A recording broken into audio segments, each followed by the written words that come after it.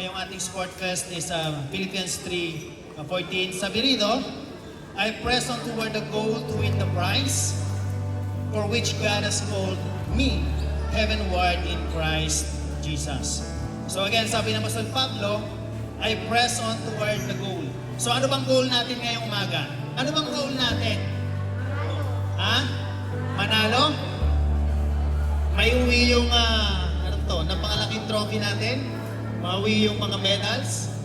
So as believers, we are not just here for this kind of goals na literal, kundi more on spiritually, dapat tayo ay, ang goal natin, tulad ng Apostol Pablo, that will win the prize. And what is the prize? Yun yung, of course, ang buhay na walang hanggan, at the same time, na makapagbigay tayo ng kaluguran sa ating Panginoon. Amen ba? So, our main reason for us to have this kind of sport is, of course, magkaroon tayo ng fellowship sa bawat isa. Amen? Kilala nyo na ba yung mga kasama nyo? Yung ka-team nyo, kilala nyo na ba? Baka hindi pa, baka mamaya, lalo na sa basketball, masiko mo yan, ikaw ang pimo pala. As what Apostle Paul says, we need to press on the goal. At ano yun? To give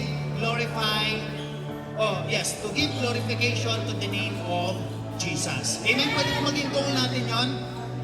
Dahil ang ultimate goal natin, again, ay ang Diyos na may taas ang kanyang pangalan.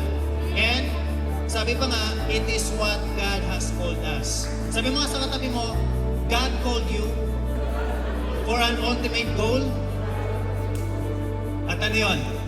Ano yung goal na yun? Manalo. So, hindi lang manalo sa laro, but of course, for us to win the favor of the Lord. Amen? Kaya ngayong umaga, let's enjoy our game. At again sports lang ito. And this is just a friendly game, a sports game. At walang, this is not really a competition. Okay? So, ready na lahat? So again, what is our ultimate goal? To win what?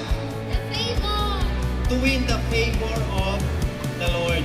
Manalo ka nga sa laro dito mamaya, pero naging sugapa ka naman, nang-away ka naman ng kalaro. So you will not win the favor of the Lord. So malaga, manalo tayo sa laro. At the same time, we win the favor of the Lord. Sabihin natin, win the favor of the Lord.